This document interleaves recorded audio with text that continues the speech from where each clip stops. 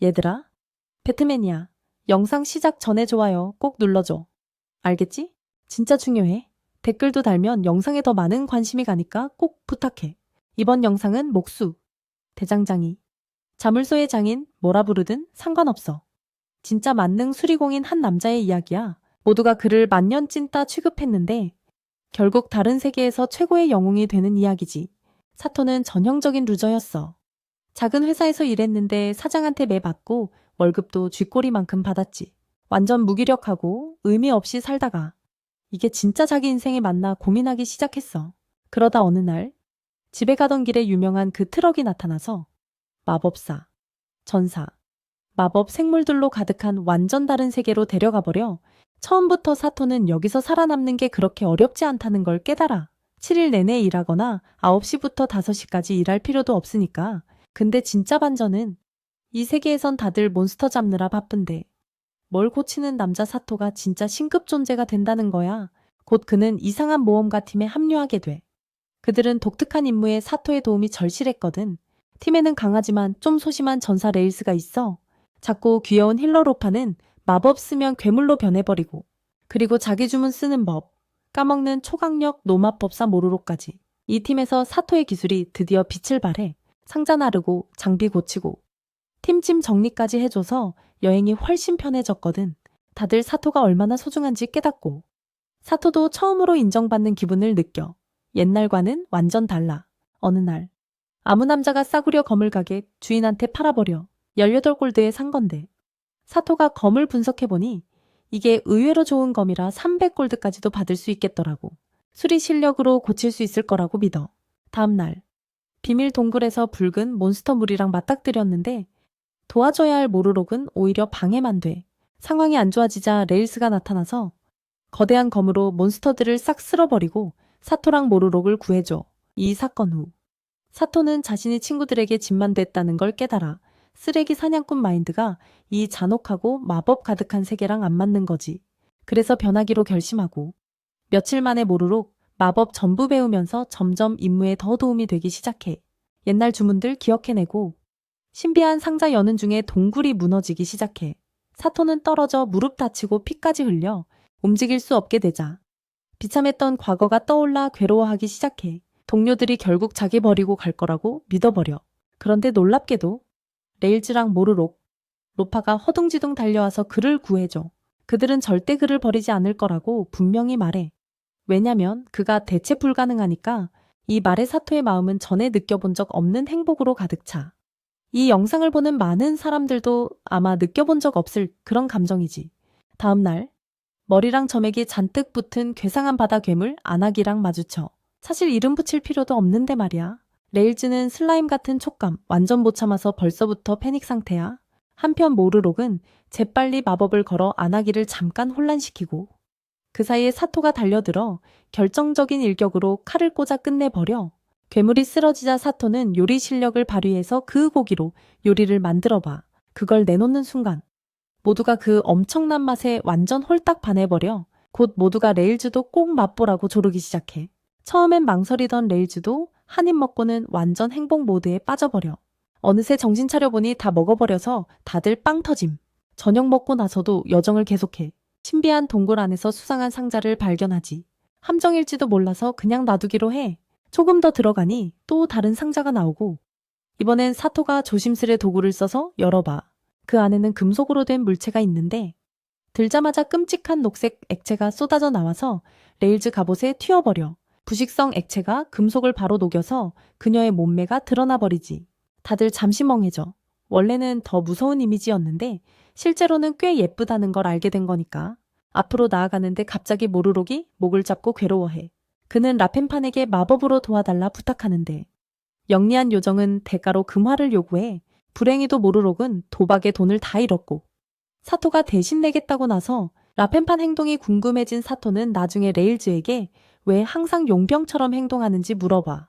레일즈가 사토를 라펜판에게 데려가는데 그녀가 금화를 달에게 바치는 걸 보게 돼. 이 이상한 의식에 대해 묻자 레일즈가 라펜판이 달 요정이라고 설명해줘.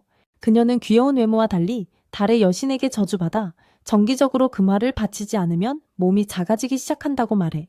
달 요정들은 원래 달에 살았지만 악한 여신에게 쫓겨 지상으로 내려왔다는 이야기야. 사토는 그 이야기 듣고 감동해서 라펜판 빚을 자기 월급으로 갚아주겠다고 하지만 레일즈는 달 요정들은 자존심 강해서 절대 거절할 거라고 알려줘.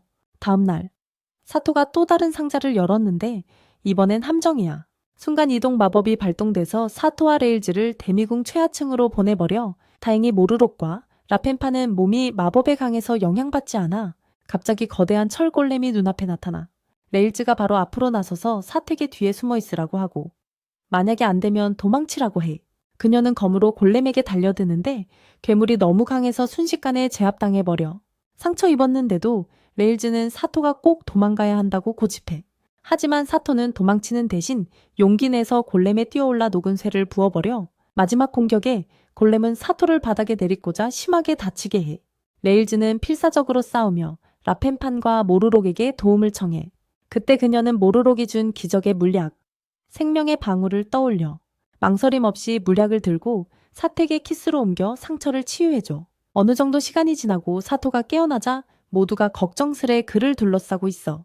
라펜파는 그가 깨어나자 기뻐서 벌떡 뛰고 레일즈가 그의 목숨을 구했다고 말해줘. 한편 레일즈는 다 겪고도 쿨한 척하려 했어.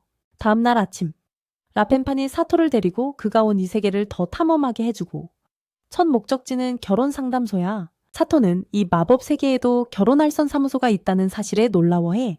라펜파는 놀라지 말라고 하면서 이 왕국엔 더 놀라운 것들이 많다고 알려줘. 그녀는 왕국은 평화롭지만 마법과 무기의 발전 때문에 여성들이 더 독립적이 되어 모험을 떠나는 경우가 많다라고 설명해. 하지만 대부분의 던전 보물이 이미 털렸기 때문에 남성들이 수입이 줄어 결혼이 어려워진 상황이지. 라펜파는 다시 그 사무소를 가리키며 사택에 한 번 더 보라고 재촉해.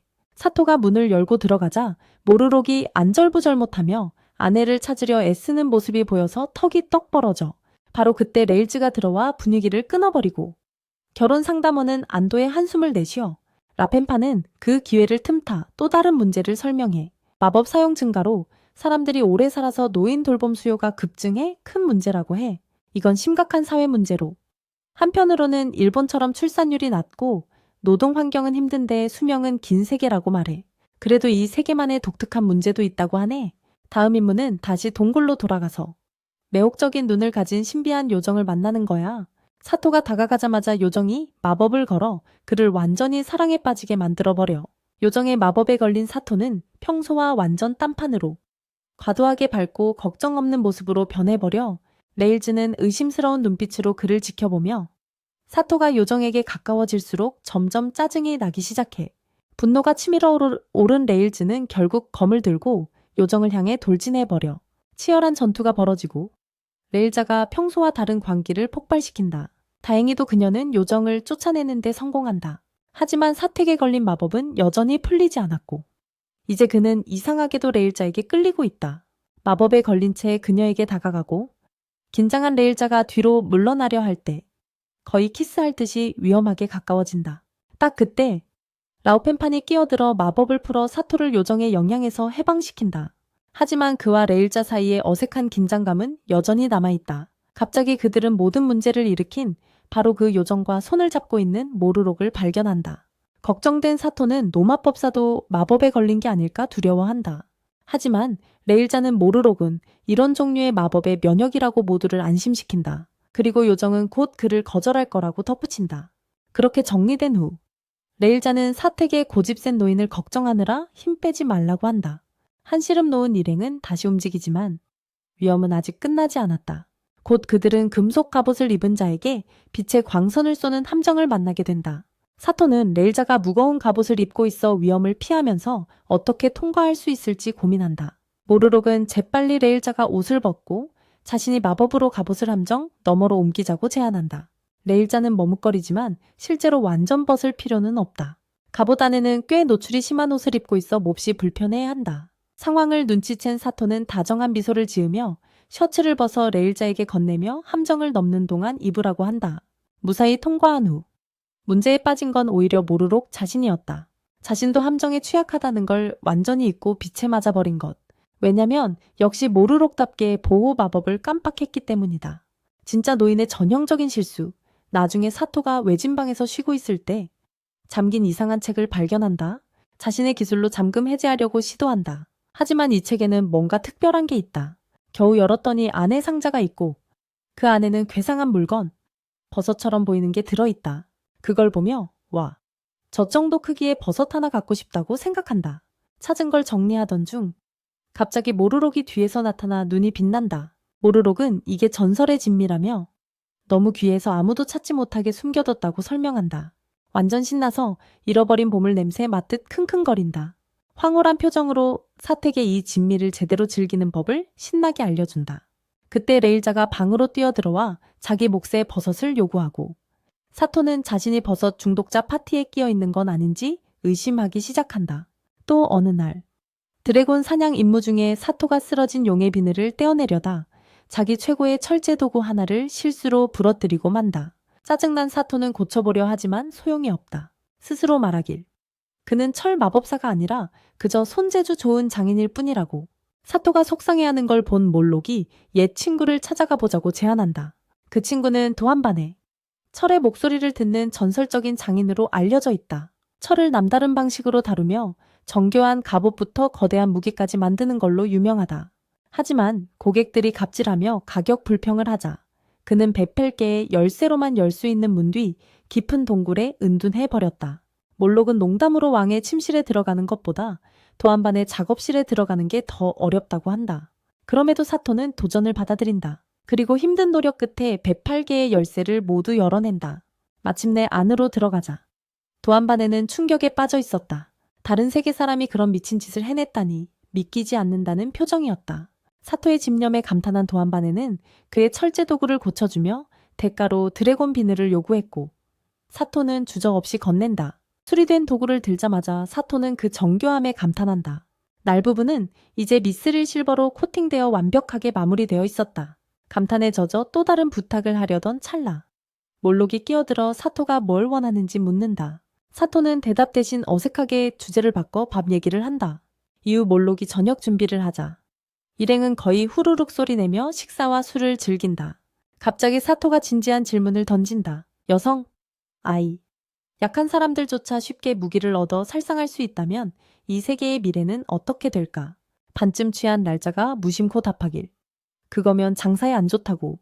그 말에 사토는 잠시 멈칫한다. 전투에 쓸만한 무기를 만들 생각도 했지만 곧바로 그 생각을 버린다. 누구나 강해질 수 있는 총 같은 무기가 등장하면 이 세계의 전체 체계가 무너질 거라고. 그럼에도 그는 더 강해지고 싶어서 안다. 갑자기 일어나 랄자에게 검술을 가르쳐달라 부탁하지만 랄자는 술에 취해 바로 쓰러져 버린다. 며칠 후 사토는 심한 감기에 걸려 고열로 침대에 눕게 된다. 랄자는 자신에게 치료 마법이 없다고 말하고 몰록도 전혀 개의치 않는 표정으로 동의한다. 몰록은 사토가 회복하는 동안 몬스터 사냥 같은 쉬운 임무를 하자며 당연히 랄자에게 갑옷을 벗게 해보려 한다. 이 말을 들은 사토는 죄책감을 느끼며 자신이 전투에 쓸모없다며 사과한다. 하지만 그가 깨닫지 못한 건 자신이 지금껏 얼마나 중요한 존재였는지였다. 그는 몰록의 마법 완성에 도움을 주고 라펀판과 전투를 보조하며 랄자를 거대한 철괴물로부터 구해냈다. 그가 없었다면 이 팀은 제대로 굴러가지 않았을 것이다. 그는 이미 팀의 기둥 같은 존재였다. 사토가 이 낯선 세계에 온 지 반년이 지났다. 가게 주인과 이야기하며 자신의 전생에 대해 털어놓는다. 원래 세상에서는 건설 현장에서 일했는데 월급은 개판에 아무도 자신을 존중하지 않았다. 사장에게 문제를 제기하려다 버려지는 도구 취급만 받았다. 답답해하며 집으로 걸어가면서 사장이 막아주길 바랐지만 마음속으론 아무것도 변하지 않을 거라 생각했다. 자신의 존재가 아무 의미 없다는 생각에 빠져 있었다. 트럭이 다가오는 걸 전혀 못 보고 있었다. 모든 게 깜깜해졌다. 마치 존재한 적도 없던 것처럼 사라졌다. 하지만 다음 순간 그는 랄자 바로 옆 하늘에서 떨어졌다. 랄자가 눈을 뜨고 낯선 이가 자기 옆에 앉아있는 걸 보고 위협인 줄 알고 바로 검을 뽑았다. 다행히 몰록이 끼어들어 사택엔 마법 에너지가 없으니 이 세계 사람이 아니라고 설명했다. 몰록이 막지 않았다면 사토는 그 첫 만남에서 살아남지 못했을 것이다.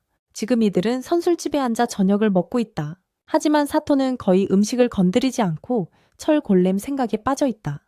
그는 몰록과 랄자에게 저 괴물이 어떻게 스스로 움직일 수 있었는지 묻는다. 마법으로 움직였을까? 아니면 어떤 기계 장치였을까? 싸우는 동안 엔진 돌아가는 것 같은 기계음도 들었던 걸 떠올린다. 몰록은 골렘을 쏘던 장소로 가서 잔해를 조사해보자고 제안한다. 랄자도 동의하며 미로의 10층으로 다시 올라가자고 한다. 입구에 도착하자 경비병들이 막아서며 입장료를 요구한다. 랄자가 연간 이용권이 너무 비싸다며 흥정을 시도한다. 금화 몇 개를 대신 내겠다고 제안하자 경비병들이 동의한다. 입장하자 모든 상자가 텅 비어 있고 보물은 하나도 남아있지 않다는 걸 알게 된다.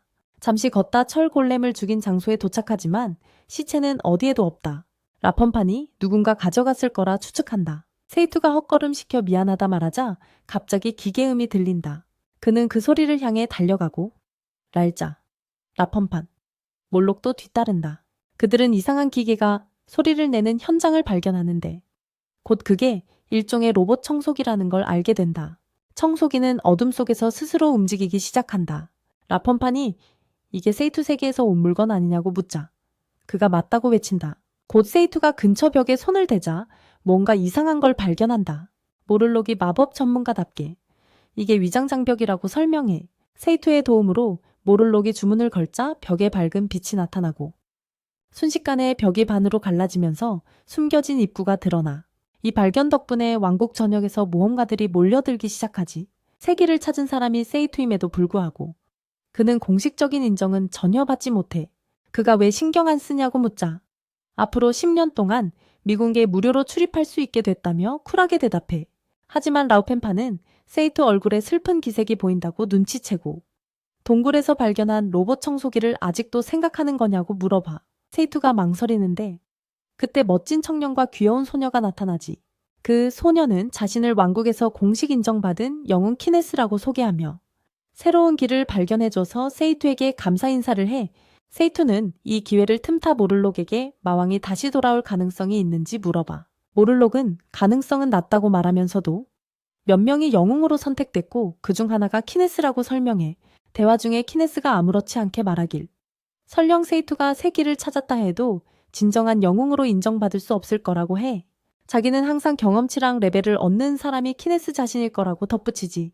그 직설적인 발언에 모두가 불편해하지만 아무도 반응하기 전에 뚱뚱한 남자가 뛰어와 그는 자기소개를 하길 영웅들을 훈련시키는 마운틴 푸틴이라며 키네스랑 소녀를 대신해 미안하다고. 아직 어리고 철없어서 그러니 이해해달라고 사과해. 마운틴이 세이투 손을 잡으려 하는데 다른 모험가가 다가와 마운틴 손바닥에 뭔가 숨겨져 있다고 경고해. 주위를 둘러보니 여러 모험가랑 병사들이 땅에 마비된 채 누워있고 분명 마운틴의 술책에 당한 피해자들이야. 자신이 들켰단 걸 깨달은 마운틴은 당황해 도망치기 시작하지. 세이투는 경고해준 모험객에 감사하고 랄자가 그를 철주먹의 엘프 전사로 잘 알려진 실력자라고 알아봐. 엘프는 가장 귀중한 보물이 사라지기 전에 미군구로 서둘러 가야 한다고 경고해. 잠시 후 그들은 철제 용머리를 들고 가는 수상한 남자 둘을 발견해 랄자가 세이투에게 말하길 이 둘은 앞으로 강력한 라이벌이 될 거라고. 엄청 세 보인다고 해. 다음 날 세이투와 일행은 다시 미군구로 돌아와 갑자기 어둠 속에서 거대한 괴물이 튀어나와 예고도 없이 입을 벌려 독성 불꽃을 모를록에게 뿜어내. 마법사는 강하게 맞고 몸이 약해져 쓰러지며 의식을 잃어버려. 세이투는 심장 뛰는 소리와 함께 모를록에게 달려가 필사적으로 그를 깨우려 애쓰며 싸움에서 이길 수 있으려면 모를록의 마법이 꼭 필요하다는 걸 알거든. 한편 랄자가 주저없이 앞으로 나서 한 손엔 검, 다른 손엔 금속 방패를 꽉 쥐고 있어. 그녀는 몬스터를 정면으로 맞서 싸워 드래곤은 맹렬한 힘으로 돌진하고 한 방 한 방이 그녀 몸에 충격파를 일으켜 몬스터의 힘에 밀려 그녀는 뒤로 밀려나고 발이 미끄러지면서도 버티려고 했어. 용감함에도 불구하고 레일자는 검으로 드래곤의 두꺼운 비늘에 거의 상처를 못 내. 그 괴물은 뚫을 수 없을 것 같아. 피부가 완벽한 방어막처럼 보이거든. 갑자기 어디선가 젊은 여자가 나타나. 짧은 머리에 자신감 넘치는 표정이야. 주저함 없이 그녀는 드래곤 쪽으로 돌진해. 능숙하고 정밀하게 무기를 휘두르지. 드래곤 옆구리를 강타하자 처음으로 괴물이 고통에 울부짖음을 내고 그녀의 공격에 확실히 흔들려 드래곤은 방역하려 하지만 그 여자는 빠르게 공격을 피하며 주저없이 계속 타격해. 그녀의 한 방, 한 방이 약점을 정확히 찌르고 마지막 결정타로 드래곤을 쓰러뜨려. 괴로움 가득한 포효와 함께 땅에 떨어져 그녀는 자신을 라리사라고 소개해. 마법 몬스터 헌터라고 곧 투덜거리는 소년이 합류하고 라리사는 그를 자기가 함께하는 자, 지버라고 소개해 보물 찾으러 왔다고 설명하지만 보물은 잠겨 있어. 자신만만하게. 마법과 도구 전문가인 자신이 문제를 해결할 거라고 지버에게 확신시켜줘. 하지만 지버가 상자를 열어보려 하자 생각보다 어렵다고 인정해. 그때 세이투가 대장장이 기술을 살려 한번 해보겠다고 나서 라리사는 의심 가득한 눈초리로 그의 능력을 믿지 않고 비켜나라고 해. 그럼에도 세이투는 고집부려.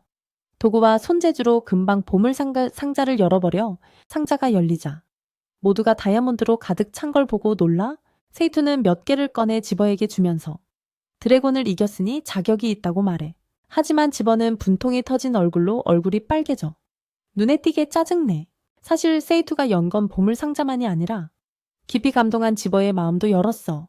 잠시 후 세이투는 일행과 떨어지고 혼자 걷던 중 다시 몬프이를 만나. 몬프이는 세이투를 약 올리며 세이투가 약하고 친구들이 강해서 그룹에 끼어 있다고 말해. 세이투는 조롱을 무시하고 쉬기로 하고 몬프이는 몬스터를 막으려는 마법 장벽을 세이투 주위에 쳐 세이투가 왜 자기 몸엔 장벽을 안 쳤냐고 묻자 몬프이는 마법이 부족하다고 대답해. 그때 세이투는 가방에서 라펜판이 준 신성한 물이 든 컵 몇 개를 꺼내 자신의 보호 장벽을 만들어 자리를 잡고 앉아 친근하게 몬프이에게 샌드위치를 권해. 하지만 몬프이는 이전에 세이투에게 못되게 굴었던 걸 미안해하며 거절해. 곧 세이투 일행이 달려와 걱정하며 얼마나 단합되고 서로 챙기는지 보여줘. 몬프이는 예상 밖으로 아무도 자신을 찾으러 안 온 걸 깨닫고 슬픔이 밀려와 그때 카인츠가 달려와 몬프이를 안으며 걱정했다고 말해줘. 카인츠가 왜 혼자 나왔냐고 묻자 몬프이는 눈물을 흘리기 시작해. 세이투와 일행은 카인츠와 몬프이의 우정을 보고 감동받으며 카인츠가 많은 말과 달리 좋은 영웅임을 깨닫지. 곧 일행은 칼 모양의 이상한 악마와 마주쳐 레일자는 용감히 싸우고 결정타를 날리려는 순간 싸움 요정이 나타나 괴물을 마무리해 괴물을 물리친 요정은 그 괴물이 지키던 보물을 자신이 가져가겠다고 선언해. 붕괴한 레일자는 보물은 자신과 동료의 것이라며 항의해. 요정은 자신이 그녀를 구했다며 맞서 레일자는 단호하게 도움을 청한 적 없고 구원받을 필요 없었다고 말해. 보물을 누가 가질 자격이 있는지에 대해 치열한 언쟁이 벌어져 결국 미로 안에서 모험가들끼리 싸우는 건 금지돼 있지만 결투로 해결하기로 해. 발각되면 앞으로 탐험 금지당할 수도 있어. 하지만 요정은 양측이 동의하면 싸우겠다고 고집해. 요정의 동료 니니아가 만류하지만 듣지 않아. 요정은 레일자에게 대표로 한 명을 내보내라고 요구해. 니니아와 라펜판이 개입해. 심각한 부상이나 사망이 있어도 보복하지 않는다는 조건으로 합의를 성사시켜 조건이 정해지고 싸움 준비가 돼. 레일자와 요정은 자리 잡고 사두는 멀리서 지켜봐. 전사의 명예 개념이 혼란스러워도 걱정하며 레일자의 무거운 갑옷이 보호해줄 거라 다소 안도해. 하지만 요정의 철제 무기가 걱정돼 싸움이 시작되고 칼과 금속 갑옷이 부딪히는 소리가 방 안에 울려 퍼져 요정은 엄청 민첩하고 레일자는 갑옷 입고도 따라가기 벅차. 세이투는 레일자의 검이 민첩한 상대와 싸우기에 맞지 않는 걸 깨달아. 갑자기 레일자가 과감한 결정을 내려 무거운 갑옷을 벗어 속도를 올려 요정의 움직임에 더 빠르게 반응할 수 있게 돼. 니니아는 걱정하며 요정에게 싸움을 멈추라고 간청해. 보물 때문에 누군가 죽는 걸 원치 않는다고. 요정은 계속 싸우면 질 수도 있다는 걸 깨닫고 결투를 끝내기로 동의해. 세이투가 개입해 보물을 요정과 니니아와 나누자고 제안하며 평화롭게 갈등을 해결해. 나중에 세이투와 일행은 미로 탐험을 계속해. 벽이 낮은 구역에 도착했고 갑자기 세이투가 다시 그 수수께끼 로봇을 발견해 이번엔 기계 소리를 따라 달려가며 혼자서 괜찮으니 일행에게 걱정 말라고 외쳐.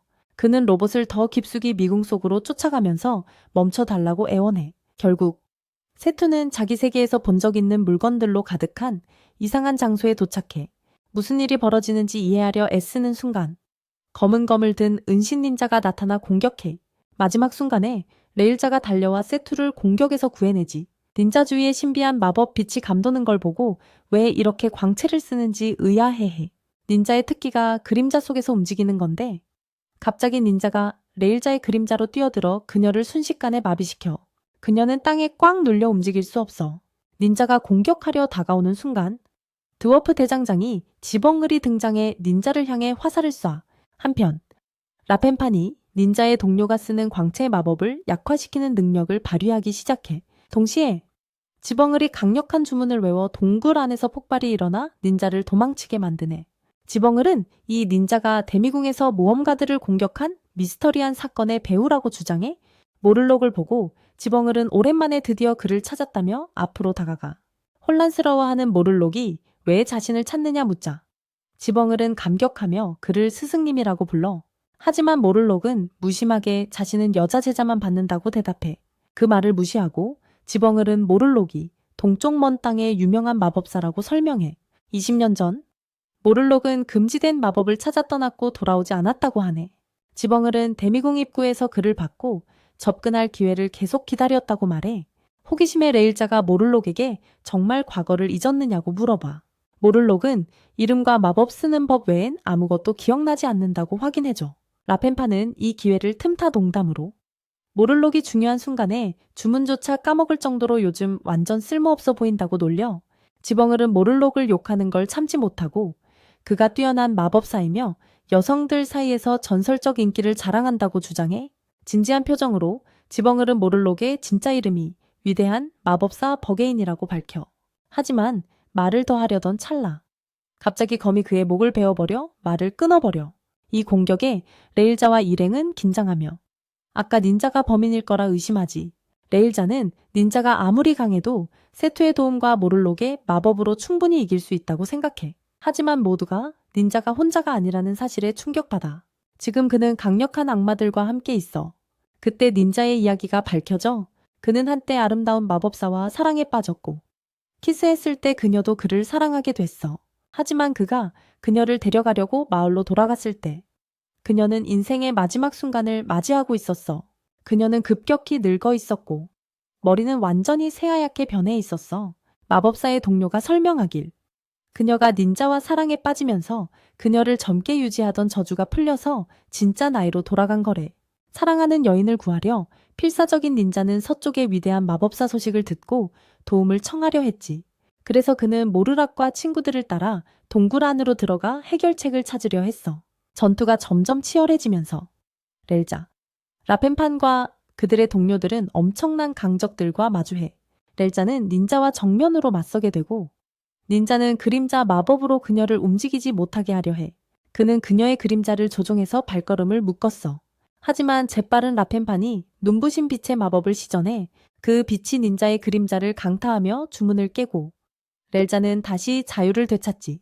라펜파는 닌자가 다시 그림자를 이용하면 조심하라고 렐자에게 경고해. 그녀가 또다시 갇힐 수 있으니까.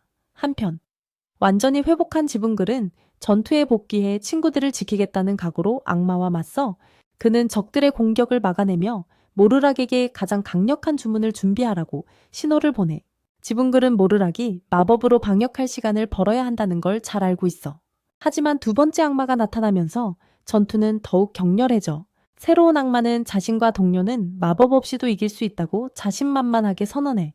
한 방의 강력한 공격으로 두 번째 악마는 세투와 그의 동료에게 엄청난 암흑 에너지 파동을 쏟아내.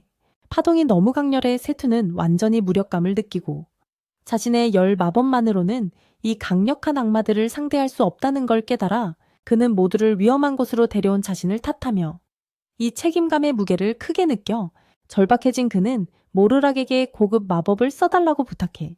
그는 마법 이름을 알려주며 이 마법이 전세를 뒤집을 만큼 강할 거라 믿고 있지.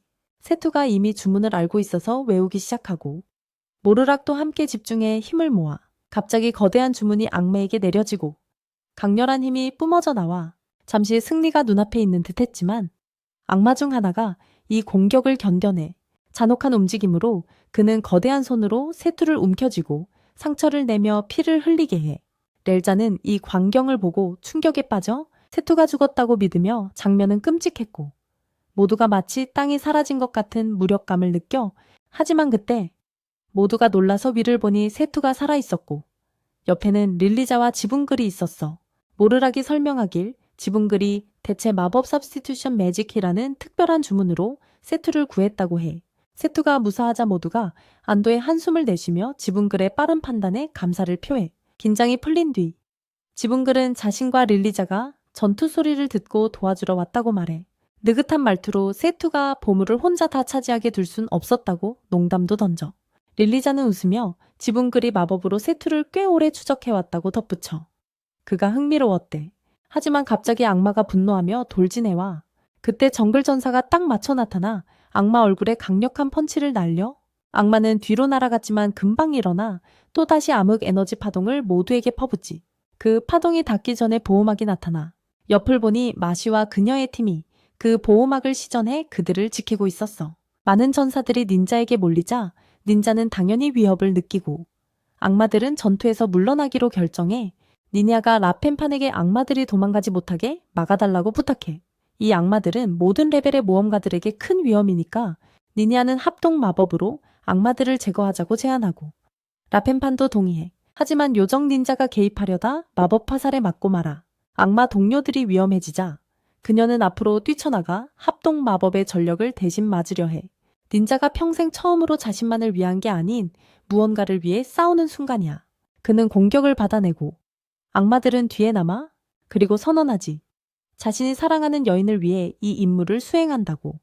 그래서 다른 악마들이 더 이상 자신에게 복종할 필요가 없다고. 하지만 니니아는 닌자를 관찰하며 이번 공격이 생각보다 그에게 큰 타격이 아닌 것 같다라고 지적해 세투가 모두에게 싸움을 멈추라고 말하며 전투는 이미 끝났다고 해.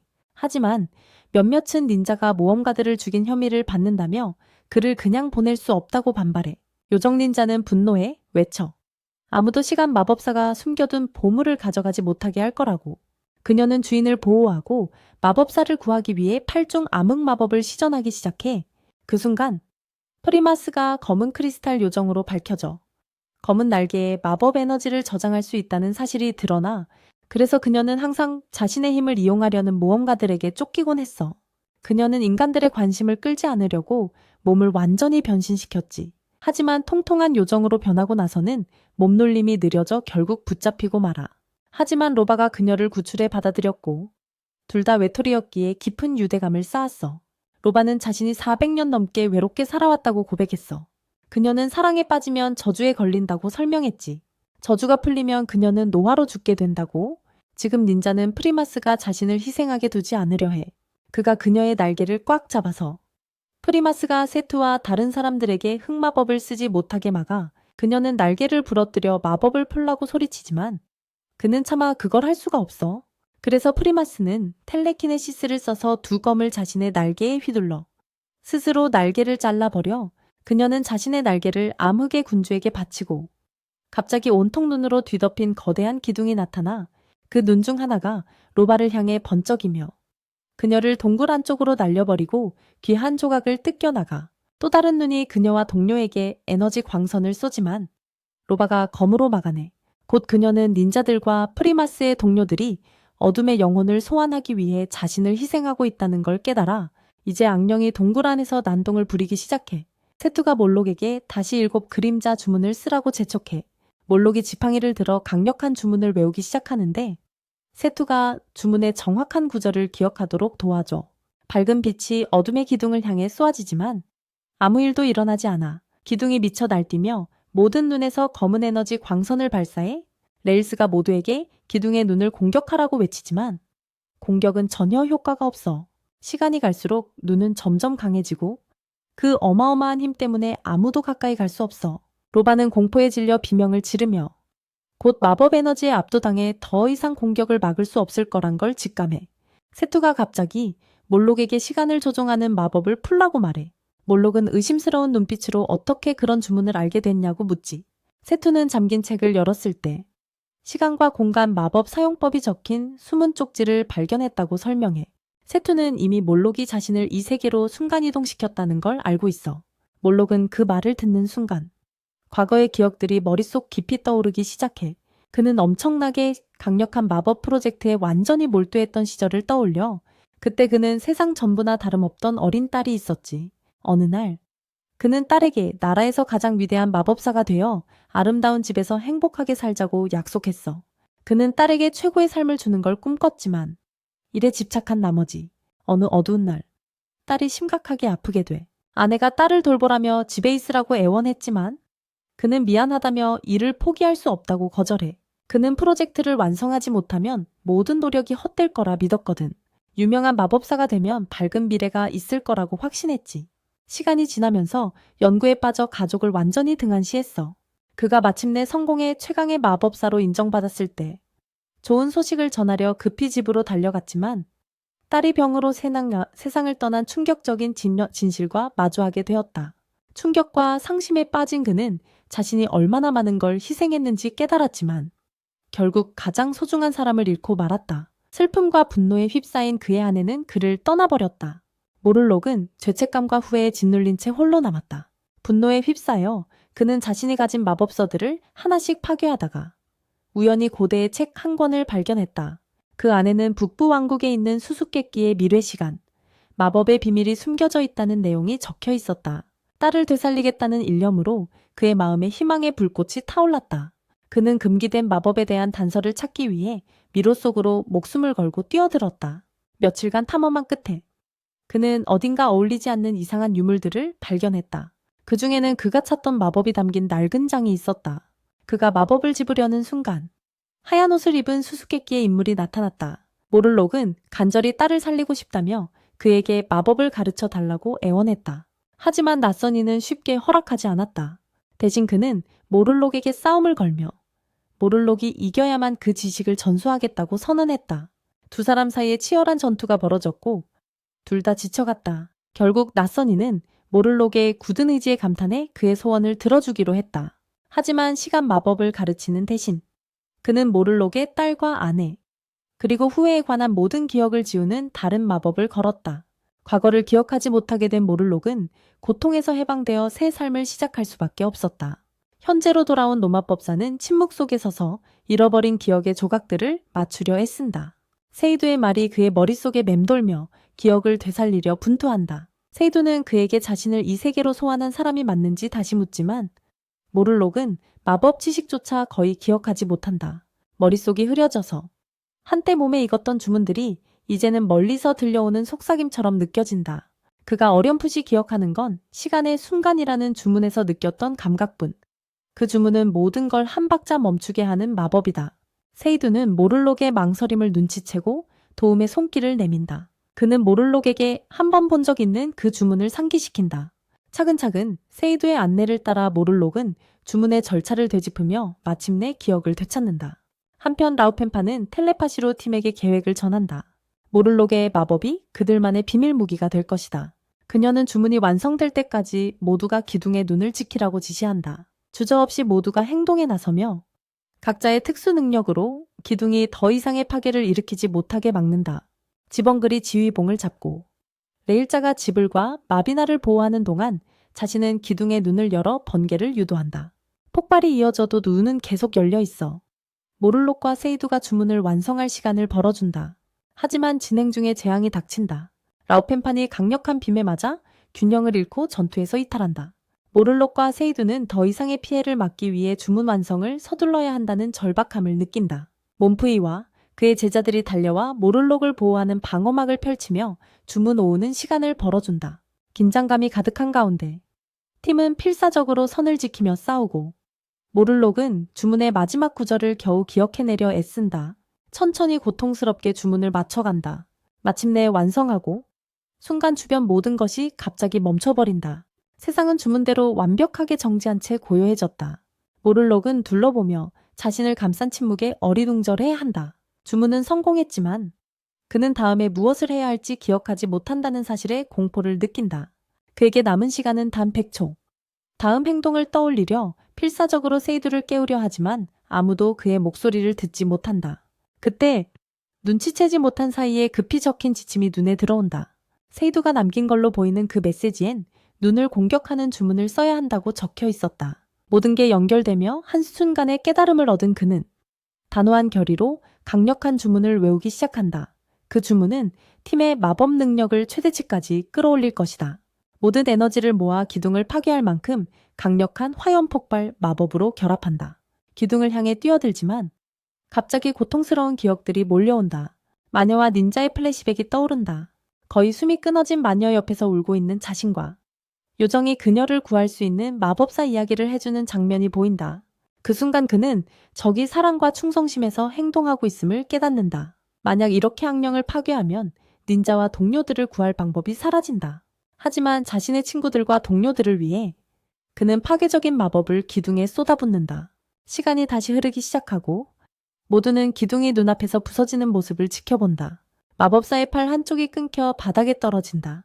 그 광경에 모두 충격에 빠졌지만 마법사는 침착하게 어둠 마법을 풀 때 요정의 날개가 어딘가에 떨어졌을 수 있으니 찾아야 한다고 말한다. 레일자는 닌자와 그 일행이 자신들을 죽이려 했으니 도울 이유가 없다고 반박한다.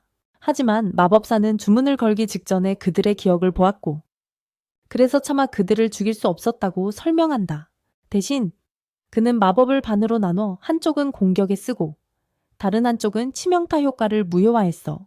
계획은 성공했지만 마법을 역방향으로 강제로 써야 했기에 그 과정에서 팔을 잃고 말았지. 이 얘기를 듣고 레일자는 눈물이 글썽이며 달려와 그를 꼭 안아줘.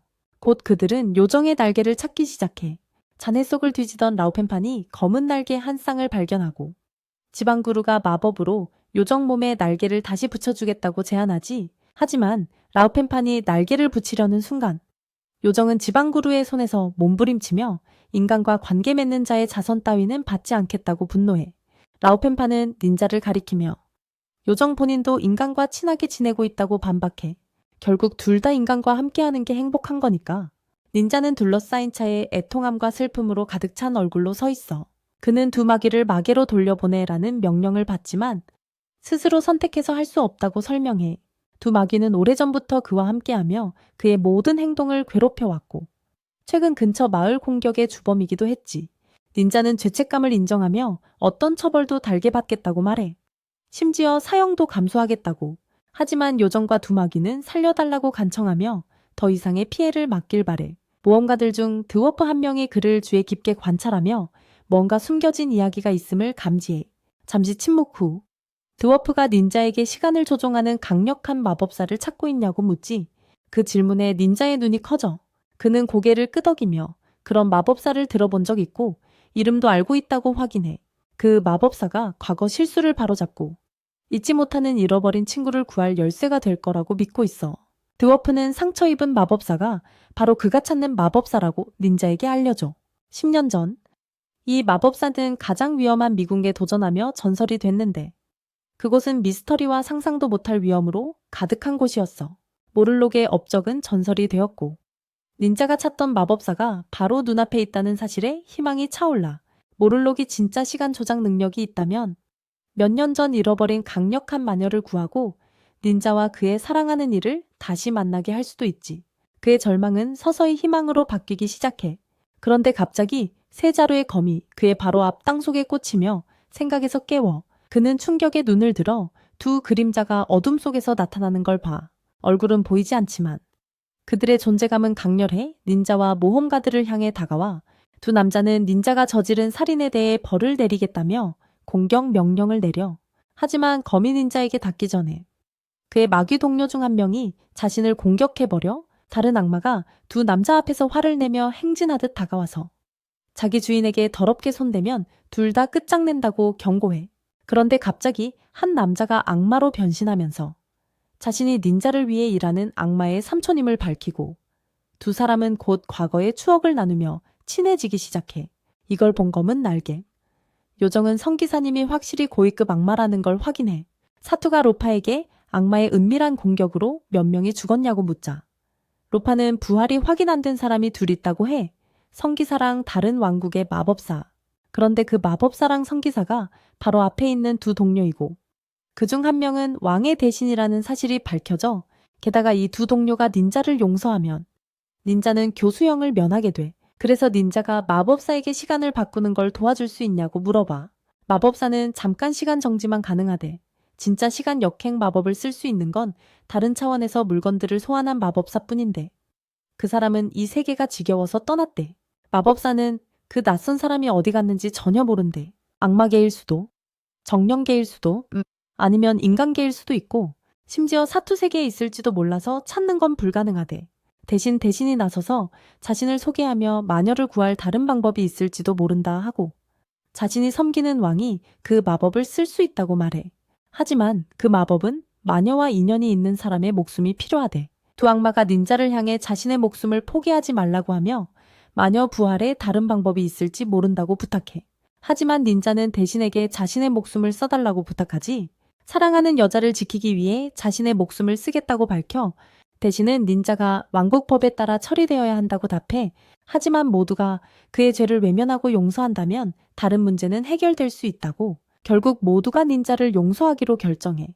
사투가 말하길. 닌자가 누군가에게 도움이 되고 싶다면 그걸 허락해야 한다고 해.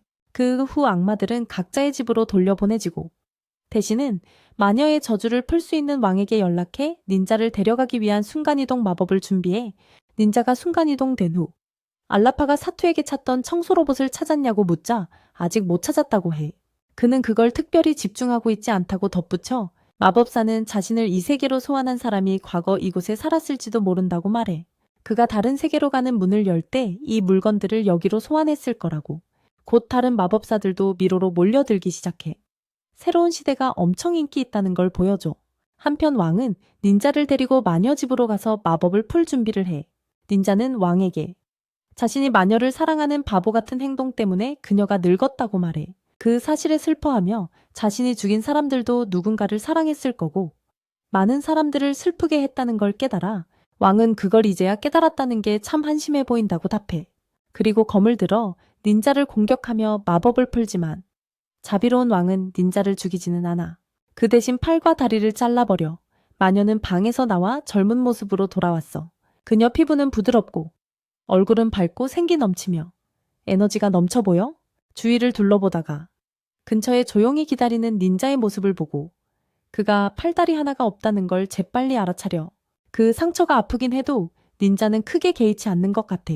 하지만 그녀가 모르는 건 이 상처 입은 남자가 자신을 위해 엄청난 고통과 희생을 겪었다는 사실이야. 검은 날개의 요정은 자신의 생명을 걸고 닌자를 구하기 위해 자신의 날개를 포기했어. 요정의 날개는 그녀 존재의 핵심이었지만 충성스러운 닌자를 살리기 위해 기꺼이 포기했지. 오랫동안 깊은 잠에 빠져있던 마녀는 자신 과거와 자신을 돌봐준 사람들. 지금 앞에 선 닌자를 잊어버렸어. 그를 알아보지 못한 채 무심한 표정으로 한 번 쳐다보고는 걸어가 버려. 그 모습을 본 닌자는 마음 한켠이 아려오며 두 사람 사이의 인연을 그녀가 기억하지 못한다는 걸 깨달아 그는 담담히 돌아서서 말 못할 무거운 마음을 안고 떠나려 해. 그러다 검은 날개의 요정이 나타나 불같이 그를 조롱하며 진실을 말하지 않고 물러서지 말라고 다그쳐. 오랫동안 조용히 원하는 사람에게 사랑을 고백하라고 말해. 하지만 닌자는 겸손과 감사함 가득한 표정으로 사랑이 인정을 못 받아도 괜찮다고 답해. 그저 그녀가 살아있고 안전하다는 것만으로 만족한다고. 요정은 분노하며 자신이 바친 희생을 떠올리며 울부짖어. 그는 자신에게 날개를 주고 약해지고 야위었으며 오직 그의 사랑이 이루어지길 바랐다고 말해. 겁쟁이처럼 도망가지 말고 마녀와 당당히 맞서서 다시 한번 그녀의 마음을 얻어보라고 도전해. 그때 닌자가 뒤돌아보니 마녀에게 수상한 두 명이 다가오는 걸 발견해.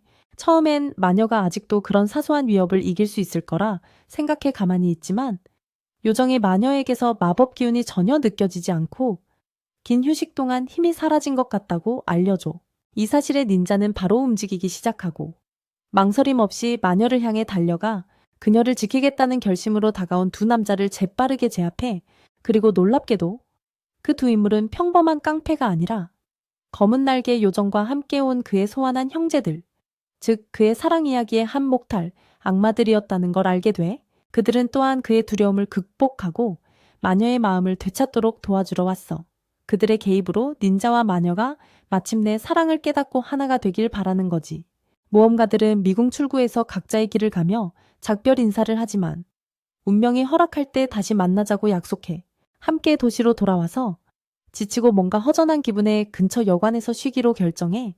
그리고 이제 다시 뭉친 그들은 그 중에 있는 수수께끼의 마법사가 어떻게 세이투를 소환했는지 알고 싶어래. 마법사는 자신도 자세한 건 거의 기억나지 않는다고 솔직히 말해. 그는 어느 날 늘 하던 대로 마법 연습을 하고 있었는데 갑자기 세이투가 레일즈 방에 나타났다고 기억해.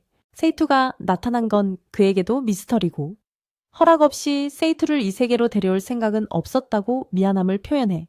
하지만 세이투는 마법사의 솔직함에 감사하며 오히려 이 운명의 반전 덕분에 자신의 세계에서 끔찍한 사고를 피할 수 있었기에 원망하지 않아 그룹은 잠시 생각에 잠겨 조용히 있다가 라파가 모두가 궁금해하던 아이디어를 꺼내 그녀는 만약 마법사의 마력이 세이투를 이 세계로 불러올 만큼 강하다면 같은 마법으로 그를 원래 세계로 돌려보낼 수도 있지 않을까 제안해. 이 가능성에 테이블 위에 복잡한 감정이 파도처럼 일어났어. 레일자는 분명히 그가 떠나는 걸 원치 않아 해. 저항감이 밀려오고 세이투가 곁에 있겠다고 약속한 기억이 떠올라 슬퍼하며 눈물을 글썽이고 결국 여관을 나서고 세이투가 그녀를 따라가 모두가 세이투와 레일자를 찾아 나서는데 어둠 속에 괴물이 숨어 있을까봐 걱정하지. 설상가상으로 레일자는 검도 두고 왔고 세이투도 이 새로운 세계에서 자신의 자리를 두고 혼란스러워해 레일자는 그의 불안함을 알아차린 듯 함께 있는 순간 그에게 원래 세계로 돌아가고 싶은지 물어봐. 세이투는 사실 돌아가고 싶지 않다고 고백해. 거기선 아무도 자신을 원하지 않는다고. 문이 막 열리려던 찰나 지네 같은 괴물이 나타나 두꺼운 갑옷을 둘러입은 뚱뚱한 그 생물이 레일자를 향해 다가와 세이투가 괴물을 놓아주지만 레일자는 엄청난 힘을 발휘해 맨손으로 괴물을 두 동강 내버려 괴물의 몸이 물에 힘없이 떨어지고 레일자는 승리했지만 눈에 띄게 흔들려 있어. 감정이 격해진 차에 그녀는 세이투에게 자신이 그를 얼마나 소중히 여기는지 털어놔. 세이투는 아직도 충격에서 벗어나지 못했지만 그녀가 살아있어 안도하며 그녀 상처를 살펴보러 다가가 그는 작은 붕대를 감아주며 깊은 애정을 드러내고 영원히 그녀 곁에 있고 싶다는 마음도 표현해. 라이자 감동받았지만 감정 숨기려고 했어. 심지어 대화 주제 돌려서 세이투가 몬스터에 대해 점점 더 많이 아는 걸 언급해. 하지만 그 감정을 더 드러내기도 전에 마법사랑 라파가 나타나버려 라이자는 세이투 미래 걱정하며 마법 세계에 세이투를 원래 세계로 돌려보낼 수 있는지 물어봐. 마법사는 고민하다가 설령 마법서가 있어도 세이투를 돌려보내면 출발한 바로 그 순간 똑같은 상황으로 돌아가게 된다고 설명해. 즉 바로 앞에 달려오는 트럭 앞에 서게 돼서 즉사할 거라는 거야. 이 얘기에 세이투 잠깐 슬퍼하지만 곧 무시하며 어차피 돌아갈 생각 없다고 말해. 자신이 드디어 필요한 곳을 찾았다는 걸 깨닫는 거지. 결심 다시 다잡고 라이자랑 동료들과 모험가로 남기로 결정해. 그 후 다크 스피릿과의 치열한 전투 지나 몇 달이 흘러가고 갑자기 모두가 마법사가 사망했다는 충격적인 소식을 듣게 돼. 그룹은 놀라는데 특히 라이자가 충격받아 부활 방법을 다 생각해보면서 전령에게 부활약이 있냐 아니면 근처 사원에 시신을 옮길 수 있냐고 묻지. 하지만 전령은 모든 방법이 돈이 많이 든다고 말해. 마법사 시신은 부패 방지를 위해 간단한 헛간에 두었다고 해. 하지만 그마저도 안전하지 못했고 야생견이 시신 일부를 물어뜯어서 더 이상의 모욕을 막으려고 급히 매장했다고 해. 나중에 그룹은 마법사 무덤을 찾아가 모두가 마법사 죽음에 슬퍼하고 미리 알았으면 부활시킬 수도 있었을 텐데 하는 죄책감도 느껴. 그들이 함께 많은 위기를 견뎌왔기에 단순 독으로 죽었다는 건 믿기 힘들어. 하지만 포기하기 전에 세이투가 시신을 파내서라도 부활 주문을 시도해보자고 제안해. 라이자는 그게 교회에 엄청난 기부금을 내야 한다며 고레벨 마법사 부활은 엄청난 비용이라 못한다고 말해. 하지만 세이투는 이 세계가 자신이 온 곳과 다르다며 죽음이 반드시 끝은 아니라고 주장해. 행동 안 하고 기다릴수록 부활 가능성은 점점 줄어든다고도 덧붙이고 세이투 의지에 감명받은 라파가 동의하며 빨리 움직이기로 해. 그녀는 부활에 필요한 도구를 모으려고 마법 상점에 가기로 계획해. 라이자와 세이투는 노인의 시신을 파낼 도구를 찾는 임무를 맡아 가는 길에 라파가 필요한 걸 찾으려 결연하게 움직이는 모습이 보여. 가게마다 돌아다니지만 매장마다 사람들로 북적거려. 한참 후 답답하고 지친 채로 무덤으로 돌아와. 도착하자마자 충격받아. 정성껏 판 무덤이 텅 비어 있고 마법사는 온데간데 없어. 그때 세이투와 라이자도 도착하는데 훼손된 무덤을 보고 깜짝 놀라. 무슨 일인지 파악하기도 전에 뭔가 이상한 게 눈에 띄어. 멀리서 마법사처럼 보이는 인물이 있는데 뭔가 이상해. 혼자서 하늘로 혼란스럽게 불꽃을 쏘아 올리고 있어. 그 자태가 해골 같아서 라이자랑 세이투는 이게 어떻게든 되살아난 마법사인지 궁금해해. 그는 통제도 없이 불꽃을 난사하며 진짜 위험하다는 걸 깨달아. 라이자와 세이투는 큰 바위 뒤에 숨고 하지만 라이자는 마음속으로 위험해도 이 위협에 맞서야 한다고 느껴. 용기를 모아 행동하기로 결심해. 라이자가 세이투 바로 뒤에서 해골에게 달려가 검을 들어 올려 전력으로 해골 머리를 내려쳐. 검날이 꽉 맞물리긴 했는데 충격적이게도 거의 효과가 없어. 해골 머리가 흔들리긴 하지만 멀쩡히 남아있어. 거의 영향을 받지 않은 거지. 라이자는 자기 무기가 이 적에게 무용지물임을 깨닫고 마법 무기만이 해골 방어를 뚫을 수 있다는 걸 알아차려. 라이자가 고전하는 걸 본 세이투가 아이디어가 떠올라 성수를 든 채 그녀에게 달려가 하지만 세이투가 성수를 건네려 할 때 해골이 그를 향해 불꽃을 쏘아 폭발로 병이 깨져 성수가 모래 위로 쏟아지고 말아 모두가 절망하고 해골은 또다시 강력한 공격을 준비하는데 목표는 라이자야. 절망적인 순간에 뜻밖의 방향에서 힘이 해골을 강타해. 그 타격이 너무 강력해 해골 머리가 통째로 날아가 버려 모두가 누가 도와줬나 돌아보는데 그 모습은 마법사 같지만 뭔가 이상해. 그 그림자가 중얼거리며 옛 마법사 목소리와 닮은 소리를 반복해. 라이자는 틀림없이 마법사 목소리라 말하고 세이투는 친구가 어떻게든 살아있어 안도해. 하지만 가까이 가보니 마법사 모습이 정상과는 거리가 멀어. 몸은 해골 같고 얼굴은 야위였으며 라이자가 상황을 이해하려 할 때 마법사 자신도 혼란스러워하며 그냥 누워있다가 의식을 잃었다고 말해. 그런데 이상한 일이 시작돼. 마법사의 해골 형태가 서서히 변하면서 살과 뼈가 조금씩 돌아오고 원래 모습으로 되돌아가기 시작해. 이상함에도 불구하고 두 사람은 마법사가 다시 곁에 있어 앞으로 닥칠 위험에 맞설 준비가 됐다는 사실에 안심한다. 나중에 여관에서 마법사는 자신이 부활 계약을 맺었다고 말한다. 즉, 죽어도 하루 뒤에는 다시 살아난다는 뜻이다. 이건 고급 마법이고 단 한 번만 효과가 있다. 세투는 마법사가 다시 살아난 걸 보고 기쁘다고 말한다. 하지만 갑자기 마법사의 얼굴이 해골로 변했다가 다시 정상으로 돌아오고 라바가 말하길 노인의 몸 한 부분이 사라져서 부활 마법이 통하지 않는 거라고. 어떻게 할 수 있는 게 없다고 한다. 그 대화를 엿듣던 마법사를 좋아하는 드워프가 여관에 들어와 마법사를 도우겠다고 선언하며 모든 마법이 담긴 대마법의 백과인 매직페디아를 보여준다. 책에 따르면 부활 마법이 실패하는 건 몸의 일부가 없기 때문이고 그 사라진 부분을 되찾아야 한다고 한다. 설령살점이 먹혀 없어졌어도 그걸 먹은 자에게 마법 에너지는 남아있다. 그래서 마법사의 몸 일부를 먹은 개를 찾아 그 마법 에너지를 되찾으면 마법사는 완전히 살아날 수 있다. 다음 날 아침, 드워프의 도움으로 개를 찾으러 나서지만 마법 감지는 안 된다. 갑자기 숲의 엘프가 다가오고 마법사의 해골 모습을 보고 깜짝 놀란다. 나중에 마법사의 일부를 먹은 개가 이매에 붉은 표식을 가지고 있는 걸 발견한다. 이 개는 마을 변두리에 있던 개로 처치 임무까지 있었던 녀석이다. 하지만 엘프는 그 임무를 받아들이지 않았다. 세투는 이 임무를 완수하고 개를 잡아야 한다고 선언한다. 그들은 시체가 묻힌 사막으로 향한다. 마법사와 세투는 쉬기 위해 잠시 멈추고 레일자와 다른 이들은 먼저 걸어간다. 마법사는 세투에게 레일자가 고하였다고 말한다. 그녀는 늑대 공격으로 아버지를 잃었고 어머니는 늑대 무리와 싸우다 죽었다. 그 후로 그녀는 새끼 늑대와 함께 살며 친구가 되었고 마법사가 그녀를 발견했다.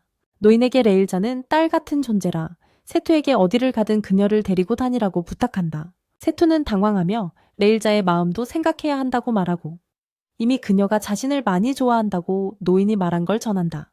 세투는 수락하며 레일자를 행복하게 해주기 위해 최선을 다하겠다고 한다. 이 말을 들은 마법사는 세투를 안고 울기 시작한다. 그때 갑자기 미친 듯한 마법 에너지를 가진 야생개가 마법사에게 뛰어들어 그의 손을 물어뜯는다. 세투가 구하려 하자 그 역시 공격당한다. 레일자와 로파가 달려와 그들을 찾았을 때 두 사람은 땅에 누워 고통스레 신음하고 있다. 야생개가 바로 앞에 있는 상황에서 레일자는 로파에게 세투를 소생 마법으로 도와달라고 부탁한다. 세투가 아직 숨쉬고 있을 때 그녀는 자기 몸을 물어뜯는 야생개를 처리한다. 레일자는 분노하며 야생견을 산산조각 내고 마법사의 시신을 되찾겠다고 소리친다. 그리고는 그 개를 향해 달려간다. 서로 돌진하며 두 존재는 처절하게 격돌한다. 개는 불꽃을 내뿜어 레일자의 갑옷을 폭발시키지만 그녀는 계속 공격해 개의 치명 신경을 타격해 상처 입힌다. 죽이려는 순간 귀여운 하얀 늑대 새끼가 나타나 레일자에게 짖기 시작한다. 곧 그게 개의 새끼임을 깨닫는다. 그 목소리를 듣고 늑대는 힘겹게 일어나 레일자에게 자신을 죽이고 새끼는 살려달라 부탁한다. 레일자는 분노하며 늑대를 노려보지만 세투가 마법사가 숨을 쉬지 않는다고 눈짓으로 알려준다. 레일자는 새끼는 살려주겠다고 선언하지만 친구의 마력 회복을 위해 늑대의 팔다리를 잘라내겠다고 한다. 검을 들어 올리려는 순간 두 척수가 늑대의 몸을 꿰뚫고 로파가 대항마다라며 비명을 지른다. 악마는 늑대 몸과 함께 사라지려 하는데 세투가 도구 벨트에서 닻을 꺼내 늑대 몸에 감으며 마법사가 부활할 때까지 절대 놓지 않겠다고 결심한다. 로파는 재빨리 레일자의 검에 마법을 부여하고 레일자는 악마왕에게 개를 놓으라 하지만 악마왕은 죽은 형에게 복수하려 한다며 거절한다. 악마왕은 이 개는 이미 시들어 죽었어야 했는데 엄청난 마력을 흡수해 주인이 되찾으라고 명령했다고 덧붙인다.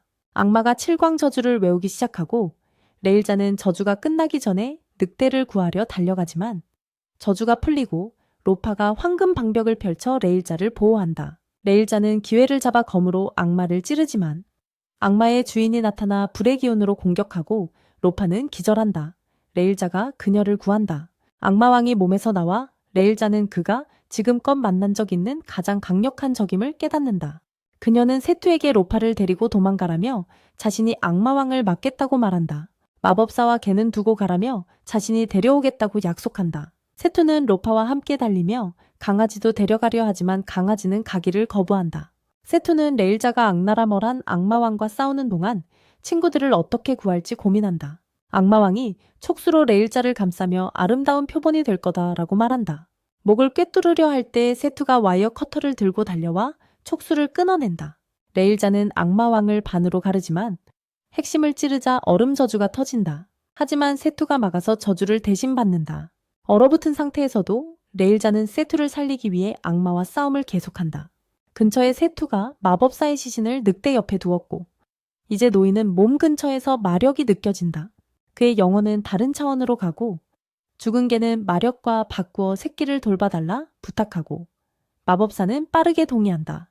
한편 레일자는 심각한 부상으로 피가 쏟아지고 있다. 갑자기 악마의 머리가 잘려나가고 세투의 얼음이 풀린다.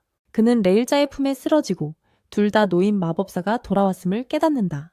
노인은 모든 힘과 마력을 모아 마법검으로 악마 몸을 꿰뚫어 죽인다. 그 일이 끝나자 그는 세투와 레일자 쪽으로 걸어간다. 이제 개의 마력을 흡수해 귀와 꼬리가 생겼다. 그는 개가 자신의 힘을 준 것이라 말하며 이제 새끼를 잘 돌봐야 한다고 말한다. 개를 부활시키기 위해 개의 힘 일부를 새끼에게 돌려주려 한다고 한다. 하지만 갑자기 바람이 불어 노인 마법사를 쓰러뜨린다. 모두가 놀라 악마왕을 바라보는데 악마왕은 다시 일어서지만 노인 마법사는 전혀 다치지 않았다. 그는 모든 에너지를 모아 곧 젊은 청년으로 변신하며 젊음을 되찾았다고 선언한다. 갑자기 순간이동, 마법으로 거대한 골렘을 소환해 합체시켜 거대한 돌 괴물을 만든다. 하지만 악마왕은 골렘을 쉽게 제압한다. 용감한 마법사는 강력한 주먹으로 방역해 악마왕 얼굴을 강타한다. 그 틈을 타 골렘의 부서진 돌들을 모아 악마왕을 깔아뭉개려 한다. 마법으로 돌 하나하나를 악마왕 몸에 붙여 완전히 움직이지 못하게 가둔다. 하지만 노인 마법사는 이걸로는 부족하다는 걸 알고 급히 큰 마법 장벽을 세워 악마왕의 맹렬한 분노로부터 자신들을 보호하려 한다. 마지막 필사적인 시도로 마법사는 지역의 8방향 화검 외에 불의 진영 전쟁의 화검을 소환하기 시작한다. 하지만 승리를 눈앞에 두고 정신이 멍해진다. 전력을 다 쓰는 법을 잊어버린 것이다. 이 실수로 완전히 무방비가 되었고 악마왕은 그의 약점을 감지하고 공격해 넘어뜨리려 한다. 악마왕이 마법사를 끝내려 다가올 때 사토가 나타나 레일자의 검을 휘두른다. 한 번의 날카로운 타격으로 악마의 팔을 잘라내며 징역을 멈추게 한다. 예상치 못한 공격에 마법사는 기회를 얻고 사토는 그에게 불 마법을 써서 악마왕을 태우라 격려한다. 둘이 함께 불꽃을 쏟아내 마침내 괴물을 집어삼킨다. 불꽃이 사라지자 안도의 물결이 퍼지고 악마왕이 쓰러졌음을 알린다. 레일자는 당연히 사택에 달려가 안으려 하지만 그 전에 놀라운 광경이 그녀를 멈추게 한다. 말 그대로 악마왕의 머리가 살아 움직이며 사토를 향해 다가오고 있다. 하지만 그 작은 새끼가 왕의 머리를 공격해서 마왕의 마지막 잔재를 완전히 없애버렸어. 그 직후 새끼는 분노에 휩싸여 사토랑 마법사에게 짖기 시작했어. 아빠를 죽였다고 비난하면서 마법사는 새끼의 아픔을 느끼고 조심스럽게 아나 냄새를 맡게 했어. 놀랍게도 익숙한 냄새가 새끼를 진정시켰는데 마법사의 기운이 아빠의 에너지를 떠올리게 했거든. 그리고 그 노인은 그 작은 생명의 상실에 감동받아 용감한 결정을 내렸어. 그는 자신의 생명력을 죽어있던 들개에게 쏟아부었어. 동료들의 반대에도 불구하고 들개는 천천히 다시 살아났고 곁에 울고 있는 새끼를 보고 눈을 떴지. 이 일을 한 탓에 마법사의 힘이 크게 떨어져서 기진맥진해 쓰러지고 말았어. 그리고 푹 자고 난 뒤 마법사는 완전히 회복했어. 심지어 여관의 손님들과 직원들 사이에서 다시 말썽을 부리고 있더라고. 나중에 레일자가와 사토는 미로 꼭대기로 향해 올라가 멋진 경치를 볼 수 있는 특권적인 자리에 도착해. 그리고 바로 그 순간 레일자가가 자신에 대해 아주 특별한 이야기를 꺼내 그녀는 사택에 그가 쉬는 동안 길에서 만난 길냥이랑 얘기했다는 걸 말해줘. 레일자가 같은 조용한 성격이 이런 행동을 한 건 평소랑 달라서 놀라운데 그 개가 전에 만난 늑대 새끼를 생각나게 했대. 레일자 어릴 적 그 늑대 새끼랑 겨울 3번을 같이 보내며 힘든 시간을 함께 견뎠었어. 그래서인지 사람 다루는 건 잘 못한다고 생각한대. 하지만 사토가 있는 그대로 자신을 받아줘서 그의 존재를 정말 소중히 여긴다고 말해. 그리고 사토는 결국 이 세상 누구보다도 자신에게 레일자가가 필요하다는 걸 무심코 흘려버려. 둘 사이의 로맨스가 점점 깊어지는 순간 난쟁이가 달려오면서 분위기를 완전히 깨버려. 그는 사토의 도움이 필요하다며 급하게 끌고 가고 레일자만 지붕 위에 홀로 남겨지지. 나중에 소란이 가라앉고 사토는 조용한 방에서 마법사를 만나. 그는 작은 꿀단지를 꺼내서 마법세계에 건네줘. 그 소박한 간식 덕분에 마법사의 장난기가 드물게도 잠깐 멈춰. 곧이어 사토는 다시 레일자를 찾아가. 이번엔 정성껏 만든 선물인 날카롭고 튼튼한 무기를 건네줘. 그녀가 무기를 살펴보는데 손잡이에 능숙하게 달린 작은 머리핀 하나가 눈에 띄어. 그녀는 클립을 떼어 머리에 꽂으며 사토의 마음을 알아차려. 다음 여정에서 그녀는 마법사와 닮은 외형의 마법수인 맨티코어와 맞서 싸워. 레일자는 한 방에 그 괴물을 쓰러뜨리고 그때부터 훨씬 강해진 것 같은데 모두 사토와 그녀 사이에 생긴 신뢰 덕분이야. 나중에 사토는 라파를 위해 목욕을 준비해주고 그녀는 편안히 즐기며 목욕하는 시간을 행복해해. 나중에 둘 다 완전 녹초가 돼서 잠들고 다음날 일어나 보니 라파는 더 이상 작은 요정이 아니야. 사람 크기로 쑥 자랐지. 잠시 후 둘이 같이 산책하러 나가는데 라파가 자기 원래 크기로 돌아와서 완전 기뻐서 펄쩍펄쩍 뛰어. 갑자기 사토가 멋진 망토를 선물하는데 라파는 골드코인이 없어서 받을 수 없다며 거절해. 사토는 그건 선물이야 라며 말하고 라파가 망토를 입고 행복하게 달리다가 갑자기 산적이랑 부딪혀 산적이 위협적으로 다가와서 괴롭히려고 하는데 사토가 끼어들어 라파를 지켜줘. 산적이 사토를 보며 너가 미로의 세문 찾은 놈이냐 라며 비웃고 겁쟁이라며 깔아뭉개. 동료들은 엄청 센데 좀 유명해졌다고 큰 놈인 척하지 말라며 소리 지르고 사토한테 주먹 날릴 준비를 해. 하지만 사토가 재빠르게 팔을 잡아 비틀어버리자 산적은 얼굴을 땅에 박고 사토한테 놔달라고 애원해. 잠시 후 라파가 원래 크기로 돌아오고 모두가 라파가 목욕했던 그 용기를 바라봐 곤란이 다시 나타나 마법사는 이상한 물건이 많아서 요정들이 잠시 원래 크기로 돌아가는 거라며 이게 아마 그런 아이템 중 하나일 거라고 알려줘. 그 후 사토는 이 새로운 세계에서 자벽부 사업을 시작하고 점점 사업이 번창해가 사토는 마침내 이 세계에서 자신이 모두에게 사랑받는 대단한 자벽부임을 깨닫게 돼. 이게 바로 자벽부 애니의 끝이야. 정말 재밌었어. 완전 추천할게. 이런 애니 더 많이 봐봐. 판타지 애니. 나 이런 거 완전 좋아해. 내 최애 작품들.